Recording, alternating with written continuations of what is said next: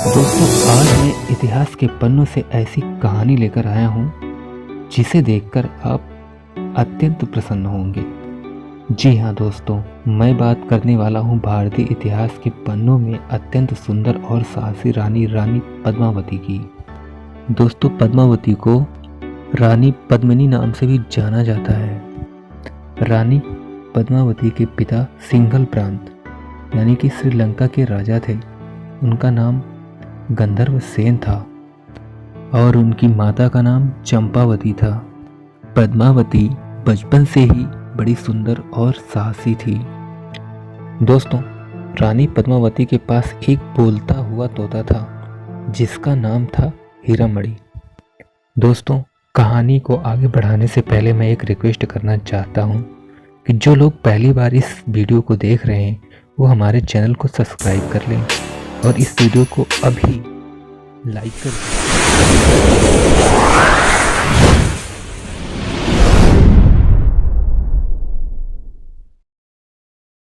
दोस्तों, जब रानी बड़ी होकर विवाह योग्य होती हैं तब उनके पिता महाराज गंधर्व सेन ने अपनी पुत्री पद्मावती के विवाह के लिए उनका स्वयंवर रचाया था, जिसमें भाग लेने के लिए भारत के अलग अलग राज्यों से हिंदू राजा महाराजा आए थे।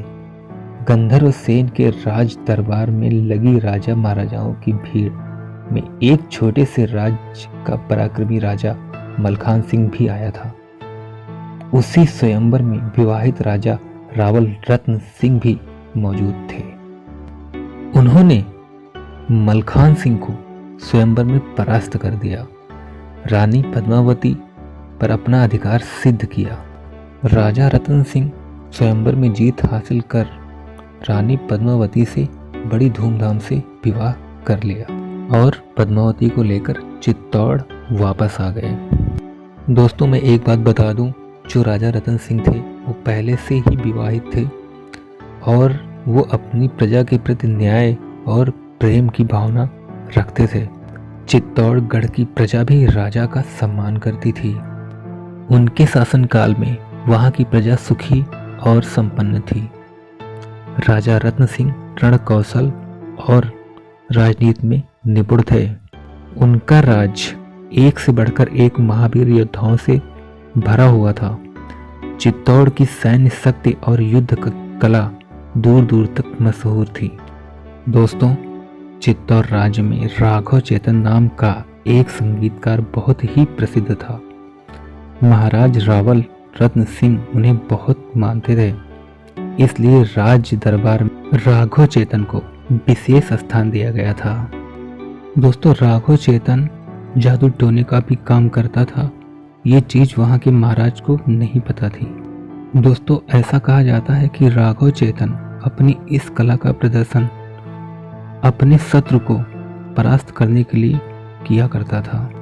एक समय जब वह अपना तांत्रिक कार्य कर रहा था, उसी समय उसे रंगे हाथों पकड़ लिया गया और राज दरबार में राजा के समक्ष उसे पेश किया गया। राजा रत्न सिंह यह देखकर क्रोधित हो उठे और उसका मुंह काला कराकर गधे पर बैठाकर देश से निकाला दे दिया गया।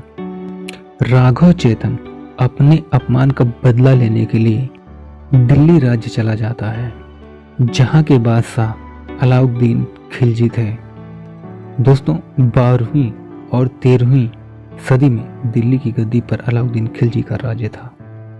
बड़ी कोशिशों के बाद राघव चेतन को अलाउद्दीन खिलजी से मिलने का मौका मिल ही जाता है और बड़े ही चालाकी से वह अपनी चाल चलना शुरू कर देता है।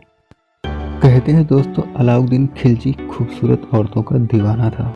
जब राघव चेतन रानी पद्मावती की खूबसूरती का बखान अलाउद्दीन खिलजी के समक्ष करता है, बस वहीं से अलाउद्दीन खिलजी चित्तौड़ राज्य पर आक्रमण करके वहां की संपदा लूटने, वहां पर कब्जा करने, वहां की तेजस्वी रूप की रानी पद्मावती को हासिल करने का मन बना लेता है।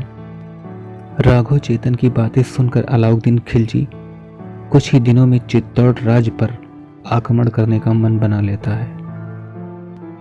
दोस्तों अब इस कहानी को यहीं पर रोक रहे हैं, क्योंकि इस कहानी का मैं पार्ट 2 लेकर आऊँगा।